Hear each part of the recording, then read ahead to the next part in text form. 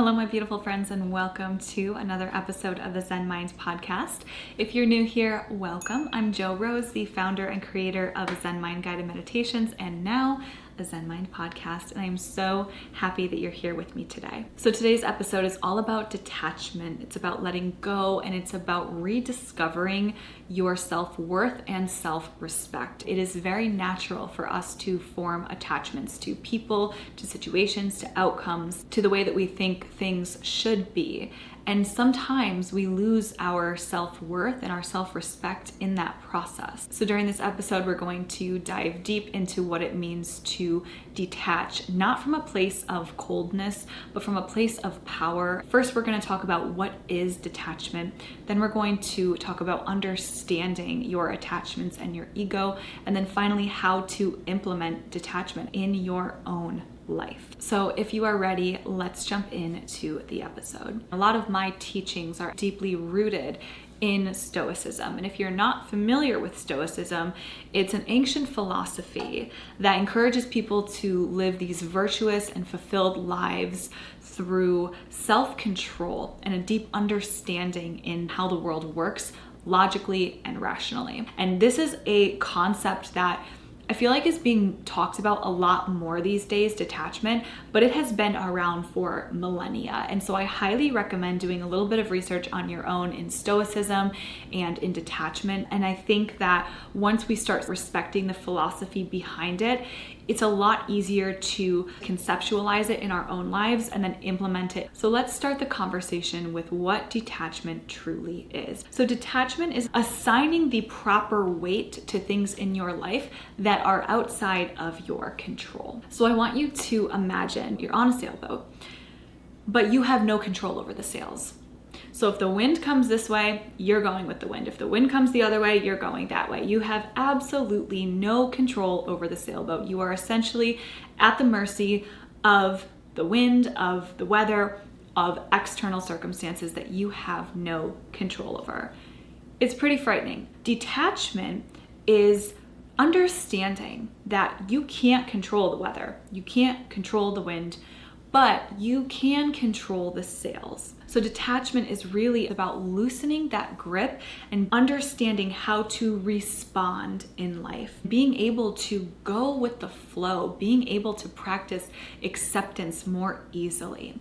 It's not about being cold. It's not about being careless. It's not about just being reckless and not having emotions. If anything, detachment allows you to love deeper. It allows you to feel deeper, because rather than operating from a place of attachment, you are operating from a place of truth, a place of unconditional love and being and acceptance, rather than control and resistance. So when you properly start to implement detachment in your own life, it doesn't mean that you become less empathetic. It doesn't mean that you become devoid of feelings. It means that you can care deeper without draining yourself. It means that you can love more without losing yourself in the process. So practicing detachment can be extremely powerful in your life, because you begin to realize the things that you do have control over, and you start focusing on those more so than the things that you don't have control over. So when you start to master detachment, you tune into that self-worth and that self-respect. You start to kind of see the situation from a very realistic perspective. So at its core, this is what detachment truly is. So the most important thing is to understand your attachment, where it's coming from, and why you have these attachments. Attachments often are derived from the ego. So many people operate from the ego, and we do so without even realizing it. Whenever you judge somebody, or you're attached, or you're fearful, that is all coming from the ego. We have the ego and we have the soul. The soul is the part of us that loves unconditionally, that accepts, that is truth, that is light, that is love, that is pure. The ego is the one that holds on, that fears, that judges, that clings, that attaches. And so understanding these two parts of us is really the start of self-mastery. And attachments always come from the ego. The ego is the voice in our head that tells us that we are not good enough. It tells us that somebody else out there is better than us. It tells us that we need external validation. This is where we find fear. This is where we find loneliness. And that is what creates these attachments. The ego is responsible for all of this. So I want you to pause the video and I want you to think about in your life what it is that you are attached to and why. Ask yourself, why am I attached to this person, to this outcome, to this situation, whatever it may be? Pause the video and reflect. What are your attachments and why do you have them? Oftentimes, our attachments are coming from a need for external validation because we haven't given that to our own selves. So we search for it in external circumstances because there might be a part of us that doesn't truly believe that we are whole, that we are good enough, and we think that we need this in order to be whole. Emotional clinging is often seeking validation that we haven't been able to give to ourselves. That is when we start to sway from our truth. Because here's the reality. We are all equal. At our core, I bleed, you bleed. We strip ourselves away of every single thing that makes us who we are. And we are, at our core, humans. Ashes to ashes, dust to dust. There is no hierarchy, okay? When we strip away that idolization that we've put on somebody else, we start to see people or situations for what they really are, regardless of what your mind has convinced you to believe them to be. You take off the lens that says this person is better. I need this person in my life. I have to have this person's validation. You start to release that and see things a lot more clearly, more rationally, more logically. You stop putting all of your eggs in the basket of somebody else. We need to face this illusion head on and strip away all of that nonsense and start to realize that I am like you and nobody else is above anyone. So one of the root causes of attachment is thinking you need to have somebody in your life because of who they are or what they've accomplished or what they give to you. We need to take them off of that pedestal and realize that stripped away of all of the external things that usually come from the ego, we are all human. We need to shift ourselves to self-contentment. The opposite of attachment is self-contentment. It is knowing that you love yourself for who you are. You have your self-respect, your self-worth in check. So you are not searching for external people or circumstances to give that to you. We're going to talk about abundance versus lack mindset because attachment usually is derived from a lack mindset. A scarcity mindset comes from this fear of loss, right? Fear that if we do not attain or hold on to this certain thing, we are so afraid of losing it and what that would mean for our self-worth. So we have this scarcity mindset. If it's not this, then it's nothing. And that's why people often tend to stay in relationships for a lot longer than they probably should. That's why people settle. That's why people stay in jobs where they're not really happy. That's why people never reach their full potential because they're operating in a scarcity mindset. We stay in relationships or situations longer than we should because we can quantize what it is that we're losing, but we can't see what it is that we would be gaining because it hasn't happened yet. That's what keeps people stuck. That mindset of if I lose this person, I'm going to lose everything and there's nothing better that's going to come from it. You have to train your mind to be abundant, to know that if it is not this, it is something bigger, it is something better. Another piece of this puzzle is that every person plays a role in your life. They are here for a specific purpose. Some people are meant to stay, some people are meant to teach you a lesson and then move on. You have to start to understand that is all rooted in divine timing and it is meant to teach you something. Whatever it is that has departed from your life, It was meant to teach you a lesson, and there is something far greater that is meant for you. You have to have that understanding. We are constantly growing.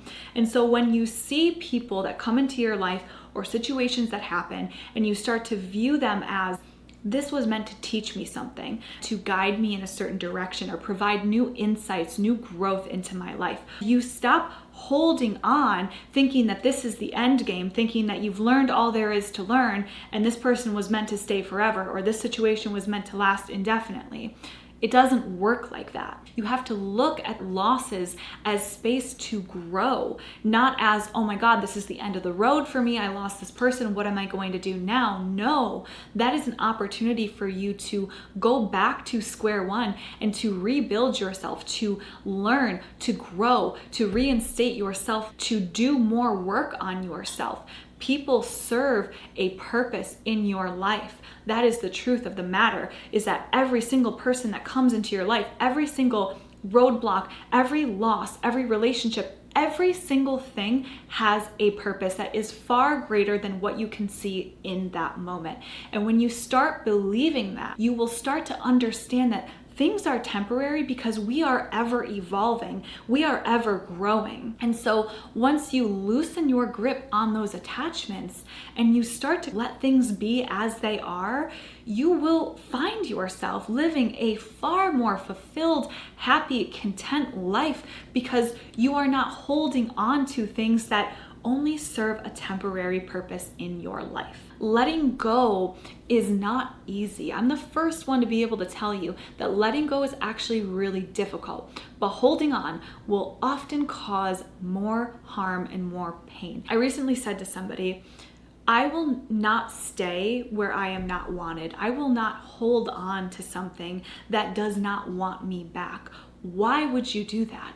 You need to have more self-respect than that. You need to have more self-worth than to want to hold on to something or control something that does not want you back. Whether that's a situation, whether that's a person, you have to have more self-love and self-respect to know, I do not want to hold on to something that does not want me back. Once you release it and you let it go, as opposed to constantly holding on and gripping and hoping and praying that it works out the way that you thought it should in your mind. You have to be able to release that attachment, release that end goal, and be present and be fully acceptant of whatever it is that happens, because you have this deep trust knowing that everything that is meant for you will find you, will come to you. You don't need to chase, you attract. Another thing I want to talk about is FOMO, this fear of missing out,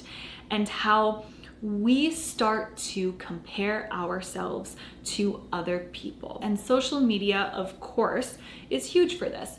My relationship with social media has changed over the years, and even right now, I have curated my feed so that when I go on there, I don't see specific people. I'm not looking at, oh, what did this person accomplish, or what is this person wearing, or what is this person doing. I go on there because I want things to inspire me. That's how I view social media. But so often we start looking at these curated feeds, these curated highlights, all of these happy moments, and we start comparing our own life to something that is simply not real.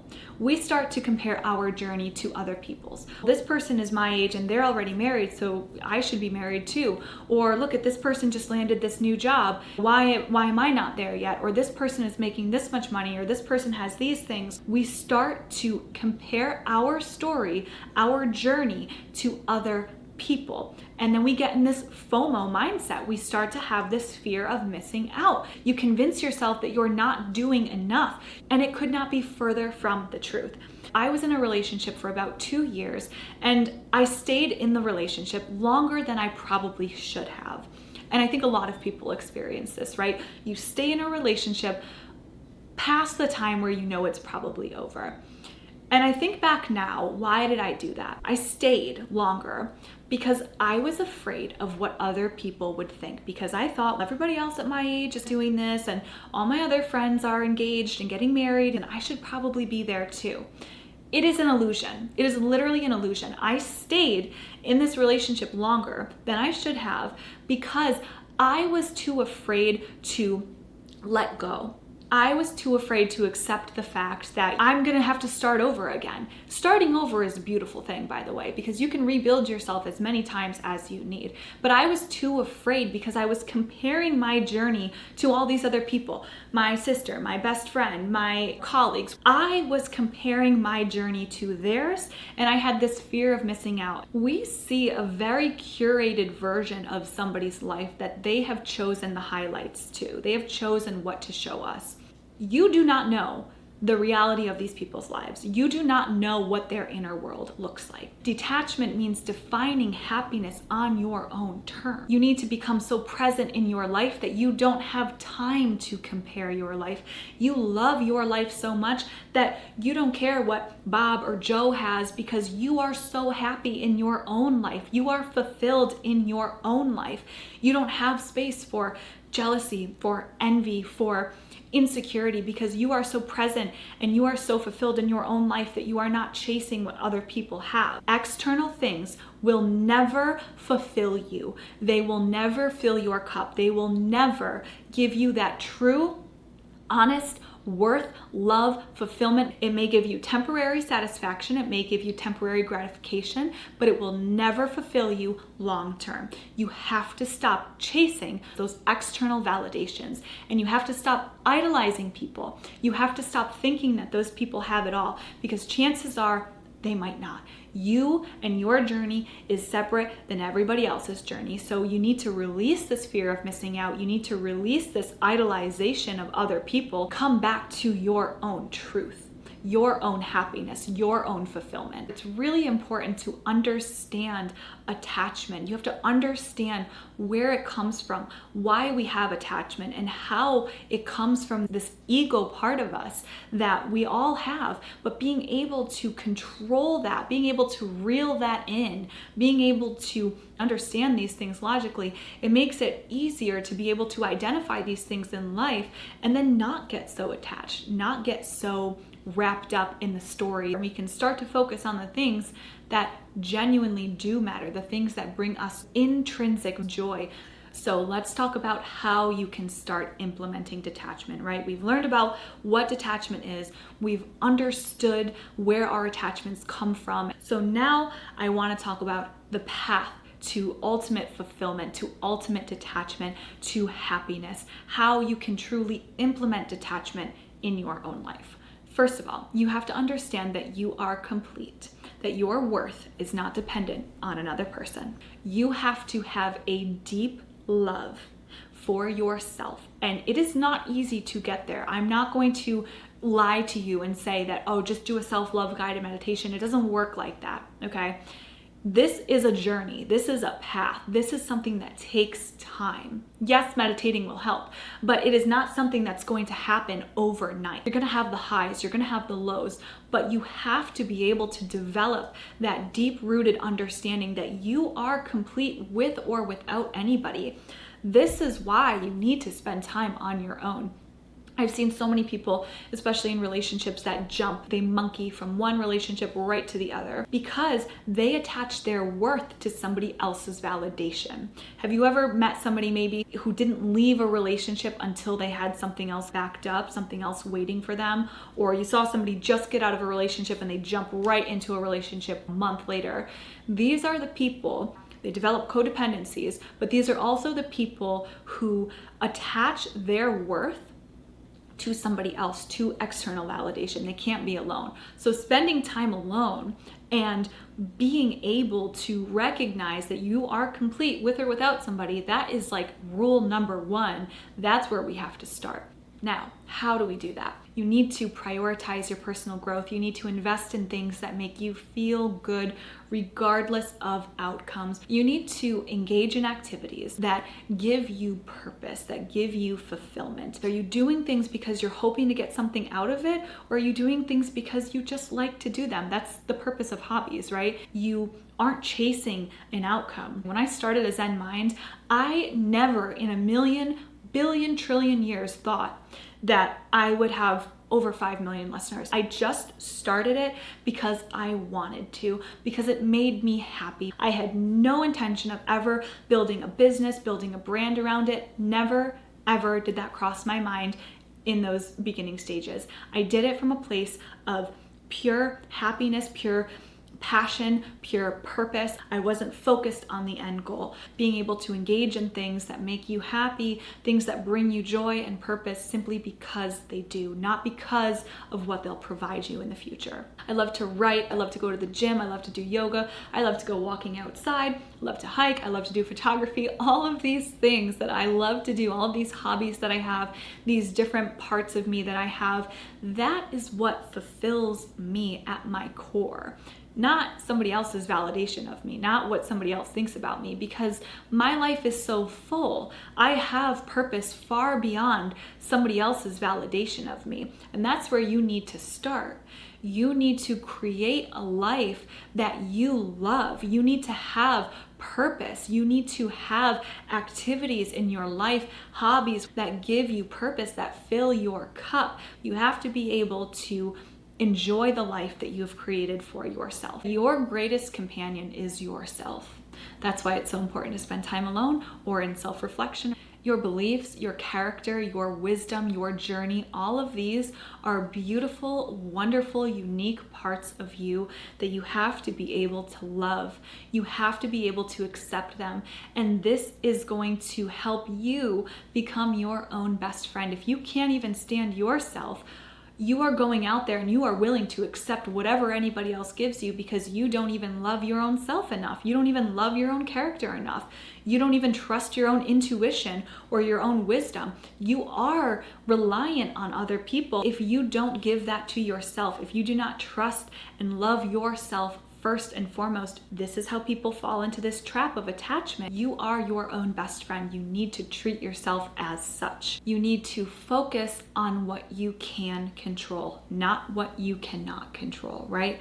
Again, coming back to one of the core parts of detachment, you have to understand that there are things in your life that you cannot control. You will never, ever be able to control other people's actions. You can control your reactions. You can control your mindset. We need to shift to that abundance mindset. We need to stop operating from a place of lack, of desperation, of scarcity. We have to shift into an abundance mindset, understanding that if something is not meant for you, it is because something bigger and better is meant for you, and this was meant to teach you a lesson, okay? So you have to shift from that scarcity, lack, desperation mindset and shift into abundance. I'm going to leave you with this final thought. Do not hinge your self-worth on results. Do not hinge your self-worth on external circumstances. Do not hinge your self-worth on things that you cannot control. You simply cannot go through life hoping that extrinsic things will fulfill you, will bring you happiness. They won't. Happiness comes from within. It comes from doing the inner work. It comes from the self-respect and the self-worth and the completeness that you know yourself to have. And then you will start to see everything around you in life starts to conform to that belief. Being able to practice detachment, it does not mean I don't have emotions, I don't care. No, it is a deep self-respect for yourself. It is operating from the soul and not the ego. It is not cold, it is not harsh, it is resilience, it is truth. It is the way that you will be able to maneuver life and be able to adjust your sails to the wind without being completely swept away and carried off by things that are outside of your control. You need to tap into that soul, release your ego, fill your life with things that bring you honest joy and passion and purpose. And you need to stop relying on external circumstances to validate you. We need to come back to the truth of who we are, to our inherent self-worth, our self-respect, and our self-love. Once you start to implement all the things that we went through in this video today, this episode, your life will become easier. You flow easier. You stop resisting. You stop controlling. You don't keep giving your power away to other people and other things that you have no control over. So I hope that you guys gained something out of this episode. I really loved making it. It was so passionate and it was so inspired by my own life and my own experiences. And I genuinely hope that you guys can take something away from this episode. So let me know down in the comments below what you liked most about this episode. I also created a guided meditation called Let Them Let It. It's a couple of weeks old, but it's about detachment. I also did the Release the Ego and Reconnect with Your Soul episode. I'll link that down below. So meditating with these types of meditation, focusing on releasing your ego, focusing on detachment, doing things like this over time will help you bring more conscious awareness to these areas of your life where you can really start to implement these changes. You can really start to shift your mindset and start to live a completely prosperous, beautiful, and intentional life. So thank you guys so much for tuning in. As always, you can follow me on Instagram at a.zen.mind. Let me know down in the comments below if you like this video. Make sure you give it a thumbs up and subscribe if you enjoy my channel. Thank you guys so much, and I will see you soon.